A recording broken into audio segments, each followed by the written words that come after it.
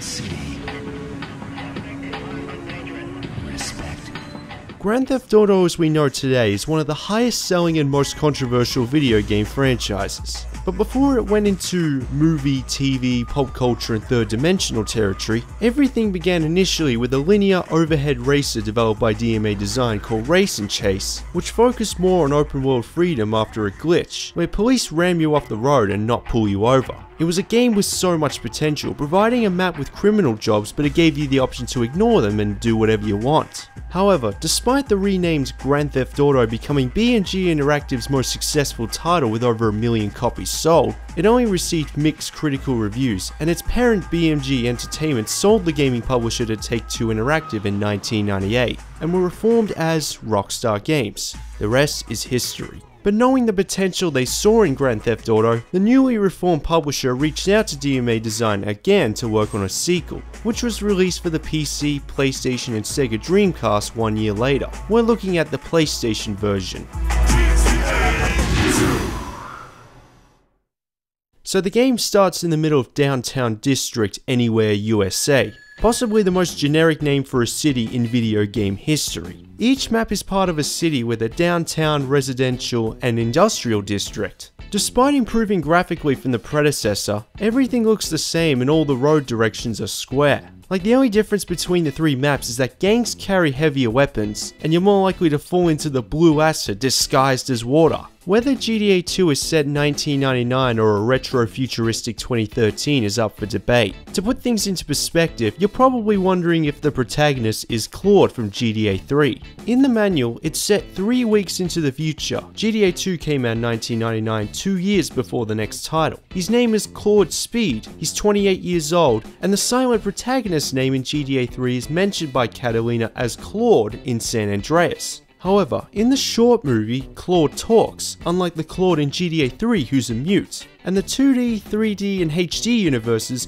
they all have completely different characters which never make an appearance in more than one universe, at least in person. I don't know, until one of the Hauser brothers speak up, doubts remain. I can't believe I'm going into such detail, but when you have a city not based on a real life one without any pop culture references, what else is there to say? What you get instead are mostly funny names like Disgracelands and Wayne Cars, which you might recognize from San Andreas. In the PC version, the city can be set neither noon or dusk, but due to console limitations, the PlayStation and Dreamcast versions are stuck with one time setting. One thing DMA Design wanted to do with GTA 2 is liven up the map around the player. People enter taxis, steal cars, wallets, gangs get into gunfights, and of course, the Elvis impersonators. Turns out there are pop culture references after all. Swim, baby. Oh my god!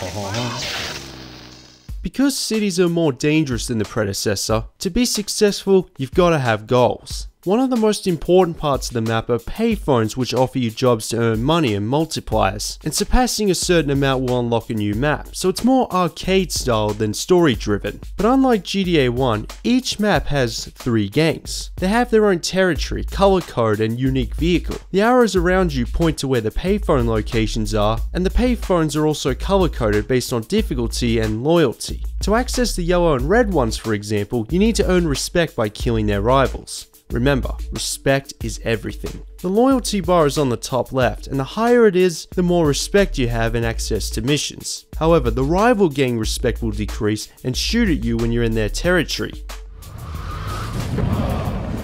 To bring it back up, you need to kill their rival gangs. It's something you'll have to do a lot of if you want to reach 100%, because you have to complete the jobs of all gangs. The strategy is to do all the green phone jobs first, so when you do the harder ones with all the multipliers, you'll earn more in the long run. There's a 1032 in Northeast Largo. The overhead camera view will perplex a lot of first timers. Compared to the 3D era, the PlayStation version for example, the controls are all over the place, with the trigger buttons doing the shooting and jumping, and there are separate buttons to move forwards and backwards. There's even a button to fart or burp which provides no purpose whatsoever, at least when I played it. To be fair, most PlayStation 1 owners didn't have DualShock controllers, and there were no analog sticks on keyboards. What else could DMA do? But 10 controls with an overhead view in a Grand Theft Auto game. It takes a while to get used to. Did I mention it's impossible to avoid gunfire? The vehicles are no different. It has the same tank controls as on foot, but when moving fast, the steering is too touchy and it's borderline impossible to know what's ahead, which is highly profound during missions when you accidentally run over someone, instantly failing a mission, and hitting a police car, triggering the wanted system. See that? Well, you shouldn't have, because I had zero chance to react. The wanted system has been altered from the predecessor. Believe it or not, this is the first GTA title to have the SWAT, special agents, and the army charging at you as the wanted level increases. We got the 1024 in Northwest Blossom. Honestly, it sucks committing a 1024 in South Central, because the cops call you out literally every 5 seconds when you do something wrong, which can briefly give you semantic association, I hope I pronounced that correctly, and the only real way to evade them is respraying the car, which is challenging enough because there's no in-game or HUD map indicating where the closest one is. This is the worst thing about GTA 2. It's easy to get lost. The arrows only point to the gang locations, but you'll still be driving through alleyways or into dead ends because like GTA 3, the markers point where the crow flies, and like I said before, there's no in-game map system. So you have to rely on the physical map in the jewel case. I have to say, for a 1999 open world game, these are big maps. But even then, it doesn't exactly pinpoint where to go next after picking up the phone. This is also when everything looking the same really becomes a problem. Because trying to figure out exactly where you are on the map is like reading a Where's Wally book. You have to concentrate carefully, the territory, the number of lanes, and the building shape, which is easier said than done. Driver, which came out the same year, actually gave you an indication as to how far you are from the marker. It still pointed like the crow flies, but you could also pause it and access the full map on screen to figure out the most efficient route in seconds. In GTA 2, it took me between 5 to 10 minutes just to figure out where I was on the map and navigate myself to the safe spot in the residential and industrial districts. Speaking of save points, you have to pay $50,000 to save your progress, or in game, donate 50 grand to save your soul. Just be careful while you save while wanted, because even if you switch off the game and reload it, the wanted level will remain. Also, you don't get infinite lives, as if getting lost and paying to save wasn't enough. If you lose all of them, all your progress will be erased and you have to start again from the map you're currently on.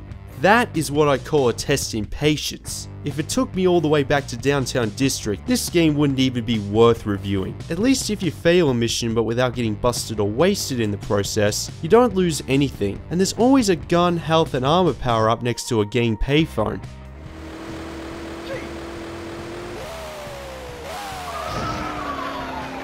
If you can save it so no matter what happens you can just reload from where you left off, it'll give you a chance to do other things in anywhere. I know, creative name for a city, right? These include import, export, unique stunt bonuses, collecting tokens shaped like the GTA 2 logo, and initiating kill frenzies where you're given a weapon with infinite ammo and have to kill a certain number of people against the clock. This is how you earn extra lives.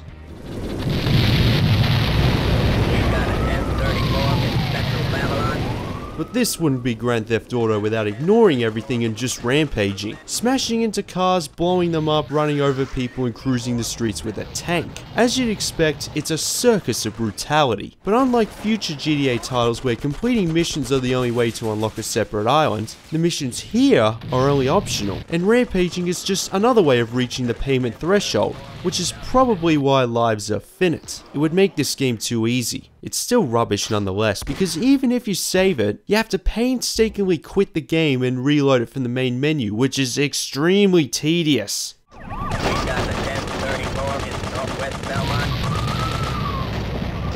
There's a 1034 in Northwest Belmont. We got the 1024 in Northwest Belmont. Since there's no real plot, I'm just gonna spoil the ending because I'm not sure if it even counts as one. After earning enough money on the final map and walk into the church where the safe spot is, it loads up an ending screen saying, "Game complete." Tale as old as time, and I thought GTA titles from the 3D universe were anticlimactic. In some cases you have to survive the waves of all three games because they just realized you were working for all of them, which makes sense I suppose. It took around 7 hours to beat without trying to 100% complete it, so at least it's not too short, though seeing this ending screen felt like it was. We got the 1024 in Central Stadium.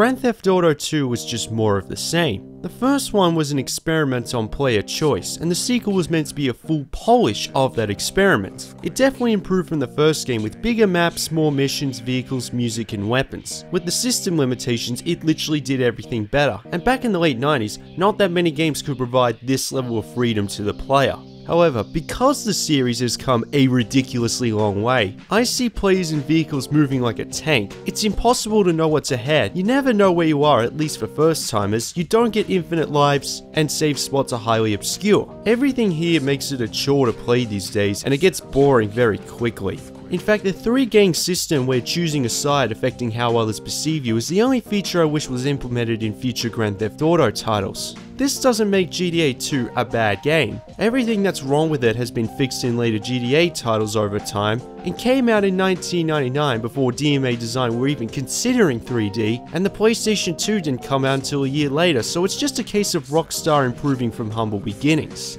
Today, it's more of a novelty. Like if you're someone who grew up playing the latter GTA titles and curious to know what the earlier ones were like, basically what I'm doing now, it's the only reason you play it, which would be harder to do today because Rockstar initially allowed you to download the first 2 GTA titles for free, but they recently removed it. In short, along with its debut predecessor, appreciate what it did for the series and stick with the memories in the third dimension.